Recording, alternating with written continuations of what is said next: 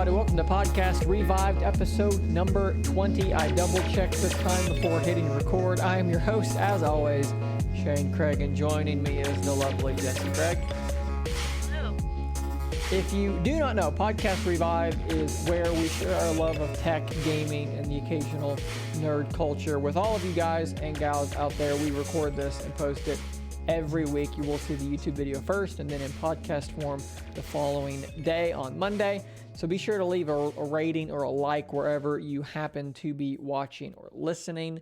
That would help us out a whole bunch. I do want to say one more quick housekeeping thing before we just start the podcast proper.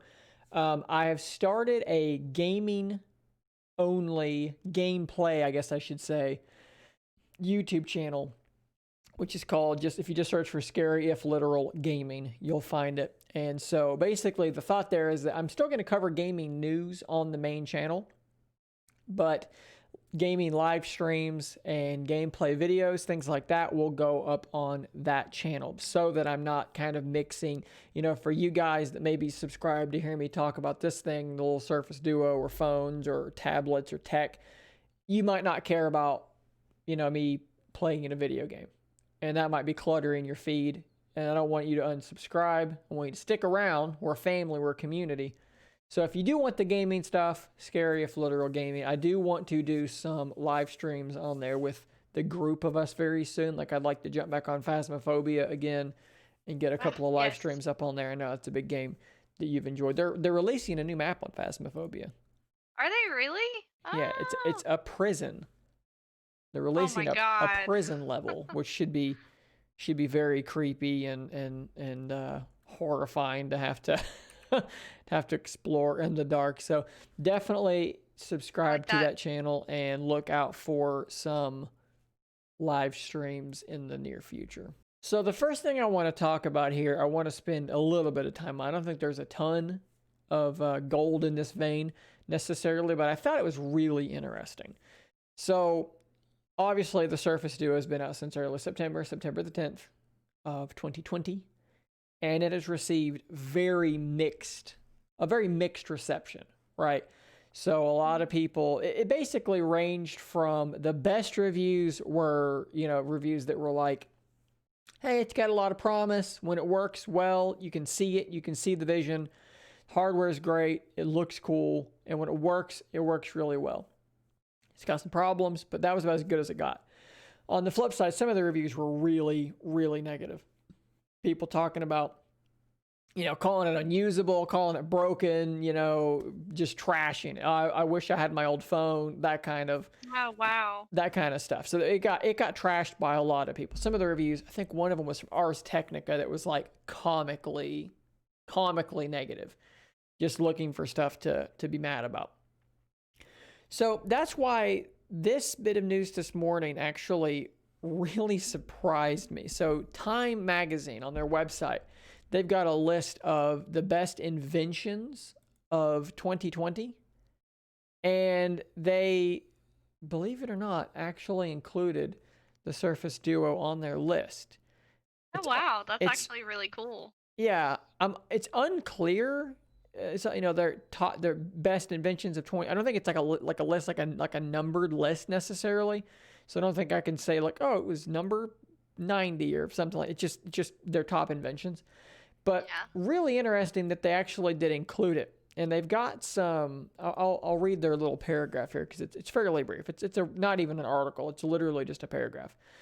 They wrote, "Is it a phone or is it a notebook? In the case of Microsoft Surface Duo, the answer is both. The dual-screen Android smartphone opens like a spiral binder, revealing a pair of screens. Unfold it, and it's a digital notebook. Drag items from one app to another, expand a single app to fill both screens, or use the Surface Pen to get some writing done on one screen while you chat on the other. You can also fold the device back over itself and use the single screen as a traditional cell phone. The Surface Duo feels like a concept device, but also a glimpse into the future of mobile computing. It won't replace your iPhone and its killer camera yet, but it's easy to see how one day it might." And that was written by Patrick Lucas Austin, a good guy with three first names. I can relate to the three first name club. What was his name again? Say it again. Patrick Lucas Austin. You could just put commas in there, and you would think three men collaborated on this brief paragraph. Yeah, I get it. Yeah, I mean, really interesting to see. I mean, look, I think that first and foremost, the thing that so many people overlook is how weird of a device this thing is. I think a lot of people don't know how operating systems work. They don't know how software works. And they don't understand that when a company makes a screen with two screens and they try to have it baked in as natively as they're trying here, and they're trying to make it work as fluidly as they're going for, that is really, really not easy. There's so many, nothing about Android wants to do this. Android does not want to have two things going at once. It doesn't want to have to understand that if I'm typing on one screen, what happens on the other screen, because usually things bump upwards. So your app will almost reflow to show you, now the keyboard's obstructing, so we're going to reflow a bit. Well, the other screen's not being typed on, but it doesn't understand that. It still wants to reflow the other side because it's Android. It doesn't understand that it doesn't need for that to happen. Multiply that times 1,000,000 and you've got all the ways where this could go horribly wrong. But then that does you a disservice because people tend to only look at the negatives. And we've all been there. That's what hot and popular right now, is to be negative. It's what gets Nancy. It's what gets the attention a lot of the time, right? I mean, obviously the Duo has had problems. I had to warranty mine. I mean, that's, I'm not the only one that's had to warranty it. A lot of people have had to warranty theirs, unfortunately. We don't have numbers, so we don't know how many people have bought one and haven't had to. But at any rate, there have been some negative things, about the Duo. It's been buggy. It's had its problems. But people don't, you can't overlook how out there and different it is. And I think that there's no substitute for having it in your hands for a week and getting used to it and understanding it. And I think a lot of these reviewers didn't. I don't want to say. I'll rephrase it, because I don't ever want to be like, these reviewers are stupid and they don't know what they're talking about, because that's a dumb thing to say. I think perhaps that some of these reviewers didn't give it a fair shake, in the sense that someone asked me on the YouTube channel the other day. They asked me if I still had hope that the Duo line could be a daily driver phone. Like if Gen 2 could be a daily driver. And I sat there and I typed out a sentence and I went, no, and I deleted it. And then I typed out a different sentence and I went, no, and I deleted it. It took me like 10 minutes to write like a paragraph to answer this question, because it's such a difficult question to answer with this phone. For me right now, it's a daily driver, right? Mm-hmm. For you, it would not be a good daily driver. No. So the first question is, how many people are going to want to use a dual screen phone? How many people are going to have their brains wired in such a way that a dual screen phone will, one, make sense, and two, be something that is going to actually improve their workflow instead of obstructing it? How many people have a workflow on their phone? How many people's workflow would benefit from having two screens? It's a subset of a subset. So can the Surface Duo be a daily driver? Yeah, for certain people. Yeah. For the right person, definitely. And the question is, who's the right person and how many of them are there? And I think that the answer is probably not a lot. But I don't think that's the point. I don't think that Microsoft, and this is something I've talked about at length, I don't think Microsoft set out saying, we're going to sell 20 million of these things. They know that they're not going to sell that many. They know what the demand, they know that the demand is going to be much smaller than that. But they believe that for a subset of people, some of them will find this thing to be game-changing. And if you buy the thing and spend your 2 weeks, or if you buy it through Microsoft, maybe it's 45 days for the return policy, you're going to know in a couple days, honestly, you're going to know if you're that person or if you're not. You use it for a week, and if you're not, you're going to know. And if you know, you're going to jump through hoops to make it work for you. If you get it and you're like, oh man, this is game changing, and now I can't go back to one screen. It's changed the way I look at my phone. It's changed the way I operate on my phone. Then putting it away becomes a pain, and you don't want to do it. You put down the Duo, you have to send it back for the warranty, and you're using something else, and the whole time you're just thinking about how much you miss your Surface Duo, you miss your 2 screens, you miss your wide aspect ratio. It's got its problems, but it's really cool to see. And I think that paragraph there from Time put it really well. The Surface Duo feels like a concept device, but also a glimpse into the future of mobile computing. And mobile computing, things are going to get thinner and lighter and better battery. And the idea of having 2 screens and being able to truly multitask on the go is the future. Whether it's necessarily having 2 screens or whether it's having a folding screen that can be software partitioned, I don't know where the future is going to go. But the Surface Duo is certainly not the past of mobile computing. I don't know if this is explicitly the future, but it's not the past and it's not the now. It's something else. I think that it's important that it's there as an option, but it doesn't have to replace every phone, and it's not going to. And that's fine. I mean, for some people, having multiple screens is going to be, really good as far as productivity, like you. But for me, like, it was not something. Listen, like, for me, like, my phone is barely like a daily driver. Like, I just don't use my phone like most people do. You know, it's just it's there to make phone calls, it's there to text people, it's there to scroll when I'm bored and watch YouTube videos, but, You're like, not that's it. Like, I don't do anything you're not excessive doing with work. mine. Right, and I feel like there are more people like me out there like that than people like you. Yeah, So you probably wrap up the end of the day with 2.5 hours, maybe 3 hours of screen on time over the course of right, the yeah. day. I'm routinely hitting 4.5, 5 because I'm interacting on Twitter, I'm replying to comments, I'm looking for news topics. And by the way, getting that much screen on time on a battery that was supposed to be woefully undersized is pretty killer. So, Yeah. a cool little news article there that I thought was worth mentioning. We're going to do something a little bit different that might be fun. On Twitter, there's a guy named Greg Miller, used to be with IGN, now he's with Kinda Funny Games. I followed Greg Miller since the Podcast Beyond days, if you are aware of that. And he tweeted something, let's see, on the 16th, where he tweeted, "Clear your mind. No wrong answers. Don't overthink it. Who is the face of video games?" And I thought, that's an interesting question, because what does that mean? And I'm going to put it on you. Who is the face, with no, don't overthink it. Just when you think video games, who's the first face that you see? Well, since Greg Miller said it, now I'm thinking about him. Well, let him know that That's you not think he's the fair. face of video games. I mean, You shouldn't have said his name. it could be a person. It could be a character. Just who's the face of video games?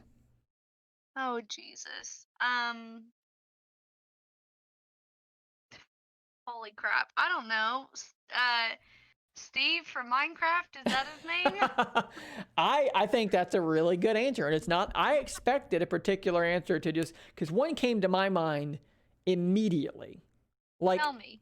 Mario. Oh my God. I don't know why I can't think of. But That makes sense. Yeah. but Steve from Minecraft makes a lot of sense because Minecraft is still one of the. Is it the biggest game on the planet still? If you are the face of video games, you have to be known by like old people too, which I guess old people know who Mario is now, but they definitely know who Steve is from Minecraft. Is his name Minecraft Steve? Is it that way? It's Steve. I mean, That how I don't know. I think his name's just Steve. Why is his name Steve? Why isn't it like Mike or something? I don't know. Why is Mario's name Mario? Who knows? Who knows That's these a pretty things? Italian name. Yeah. But yeah, like you got to know, like everybody has to know who you are. I think a lot of people, they might not know.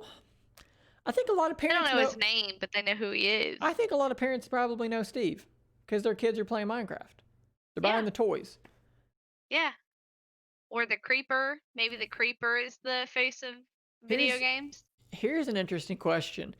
What about if you break it down into the console makers? So like Nintendo, I would say Mario.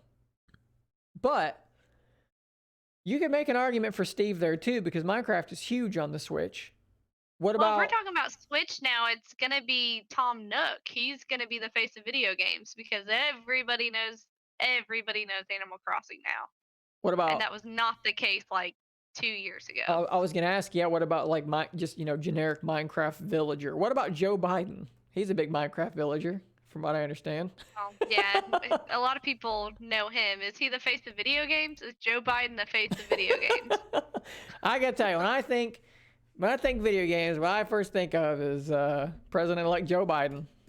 That's where my mind goes. Just up there smiling. Just out there smiling, talking about malarkey. By the way, that, if you don't know what we're talking about, there was a Joe Biden campaign island on Minecraft, which is still one of the strangest things that I've ever heard of. But apparently, it's really funny though. Apparently, that's not going to be a thing anymore. So they're going to try and basically keep politics out of the game, which I actually think is probably a really smart thing. Maybe they could have done it a few months ago, but yeah. But I mean, well, hey, listen, for once, the liberals decided to do something a little bit shocking and take a platform that no one else had ever done before. I mean, it was kind of smart. Yeah. What did you think about AOC on Among Us? I mean, I didn't see any of it. I've been working a lot, so I didn't see a lot of it. But I think it's really smart. I mean, young people are going to be, we're the future, the next generation. So they need to. Sorry, I'm having a brain fart. They need to connect with us. And what do we love? We love video games. So Animal Crossing, sure. Among Us, yes. One thing I do like too is that she's kind of bringing people in politics that maybe never were before. I think the Joe Biden thing was a little bit more like, okay, so the Joe Biden thing was like, we got like staffers, I guess, like making the island, making the designs. Yeah. Like, Joe Biden. That's kind of weird. Joe Biden ain't on that island. Yeah. He never seen no Switch before. He's not on there talking to Tom Nook about bells and shit. Like, it's bullshit.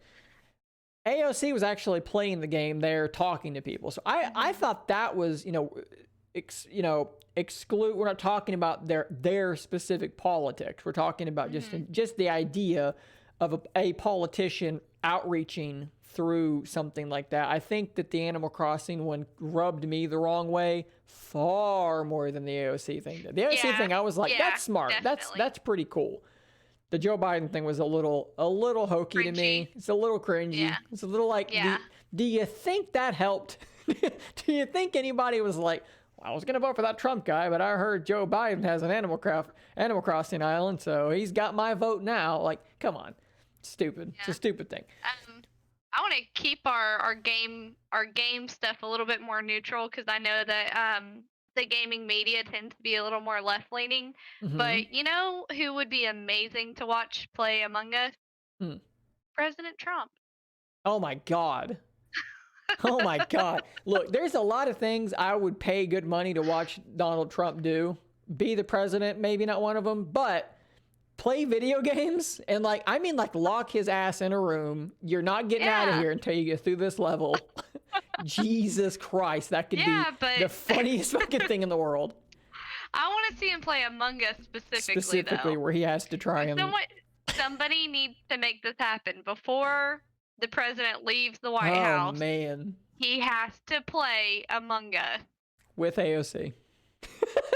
Yes. She has to play with him. I don't care who he plays with, but that'd be hilarious. Oh, man. I want to see him try and be the imposter because he already tries to call everybody else imposters. So I was over there. We already know what he looks cleaning out the leaves, fixing the wires. People say it was the best wires they've ever seen. Could be amazing. Really, though, that's exactly what it would be. That's how it would go. Yep, and he goes, that guy over there, the blue guy, very sus. He'd have to. I know it's him. He'd have to play Crooked Blue. He'd have to play as orange. You have little nicknames for everybody. He'd have to play as the orange character every time, though. Yeah. Yep. He is orange.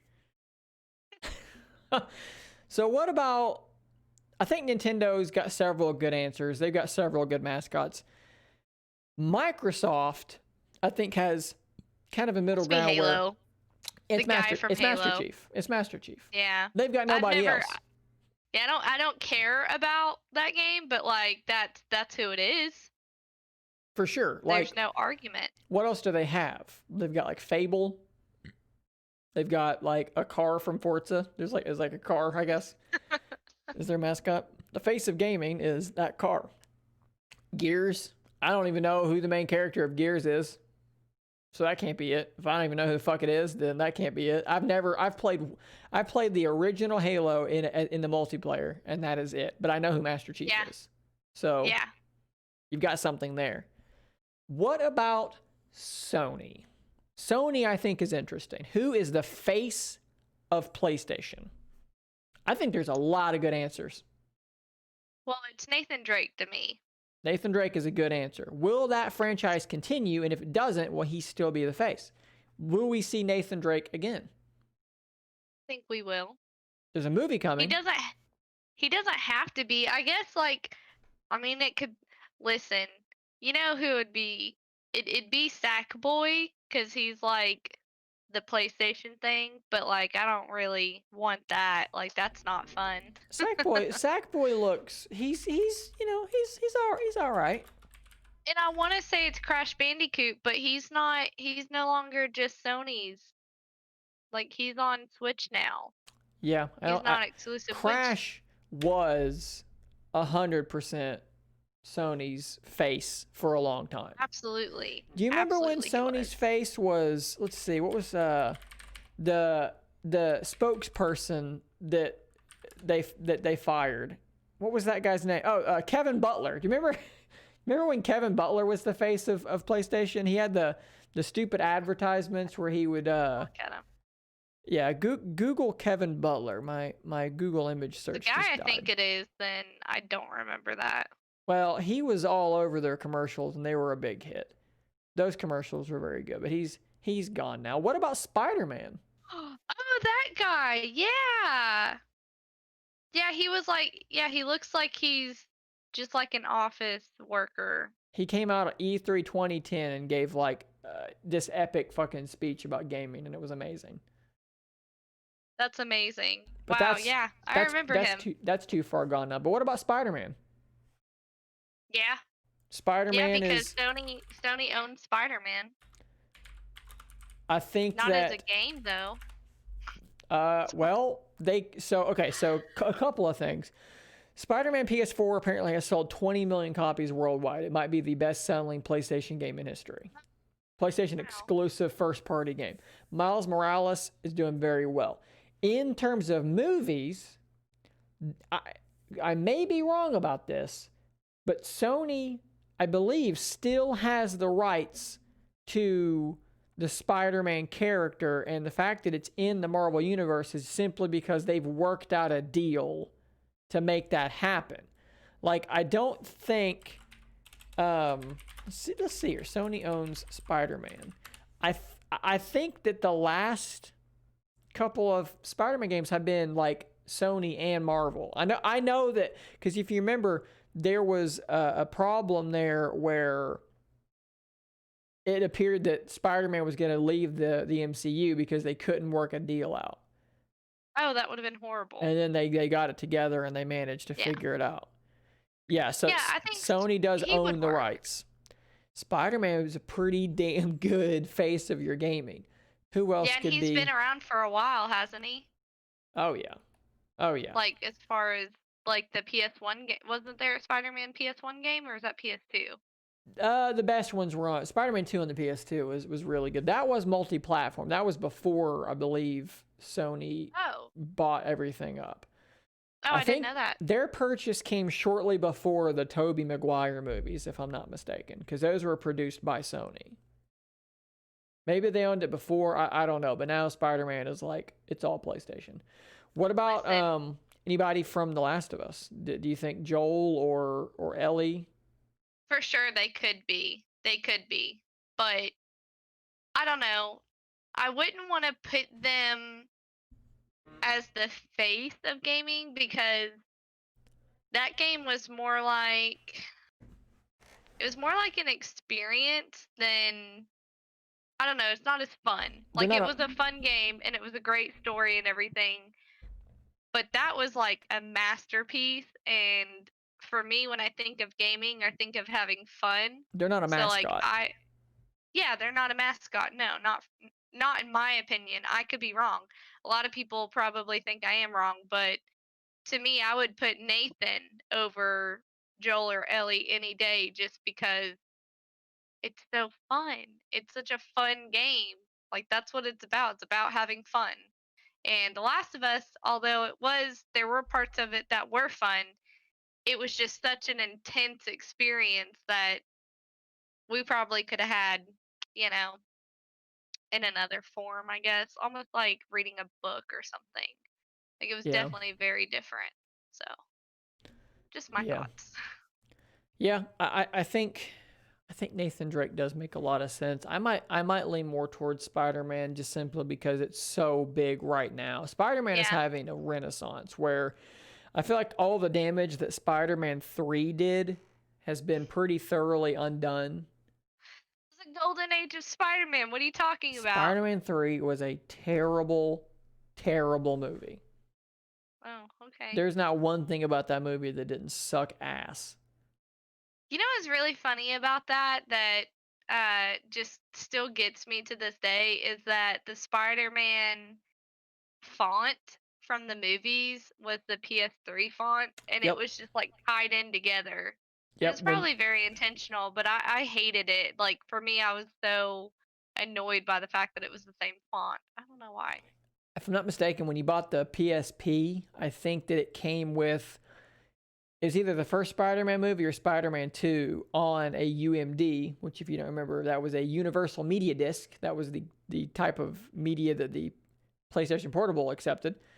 And you could pop that UMD into your PSP and play Spider-Man in glorious, I want to say 480p on that little that Wow. little screen, which by the way looked incredible on that little screen. I remember watching it being like, man, look how clear and the screen looked so good back then, compared to what you were used to. So there's been a long history of Sony Spider-Man, lineage like that. So it's really cool to see it now really burst through and come to fruition. And I mean, if you had told me that the new Spider-Man game, which isn't technically the new Spider-Man game anymore, but if you had told me that the Spider-Man game coming exclusively to PlayStation would sell, over 20 million units and could be the best-selling, PlayStation exclusive ever, outpacing Uncharted, outpacing The Last of Us. Oh, I did not know that. Wow. That's the word. That's the word as of now. For Miles Morales or Yeah, the Miles Morales one? We're talking about the original, Spider-Man Okay. PS4. You know, I did want to play that game, but I wasn't like totally into it, but for some reason I really really really want to play the Miles Morales game. Like it looks so awesome. The first one looked kind of cool too, but I really really really want to play Miles Morales. Um but I am still a little bit sour because I feel like um oh, what is it? Is it Sucker Punch Games? I wanted them to make the Spider-Man game. Yeah. Who did develop the Spider-Man? It was Insomniac? Yeah, it was someone weird. Insomniac. It was Insomniac. Sucker Punch would have been awesome. They were the guys, for people that might not know, that did Infamous. Right? It's a great game. Yes. Which, if you look at Infamous, it's kind of funny because if you look at Infamous and then you look at, the new Spider-Man games, it's like you would be, it wouldn't be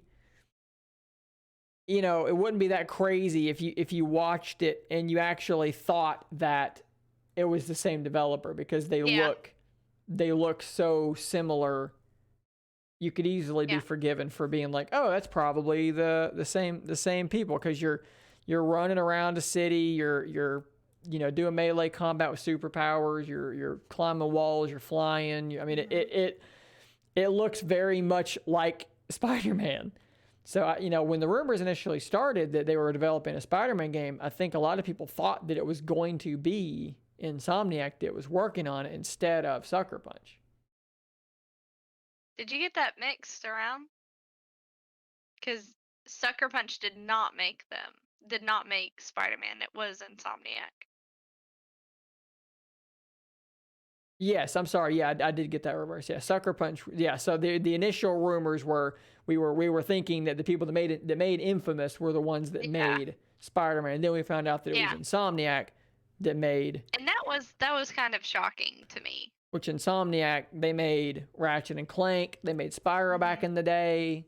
I mean, they're a top flight developer for sure.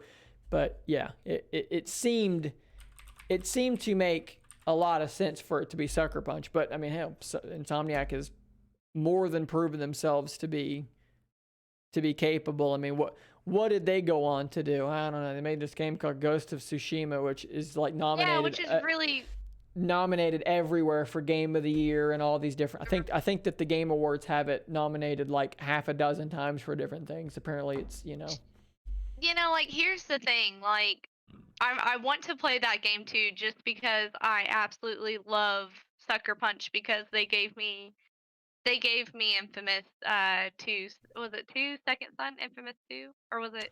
Infamous Second Son would have been the third game, I believe. It was the third one. Okay, yeah, I played Infamous 2. I'd never played the first one.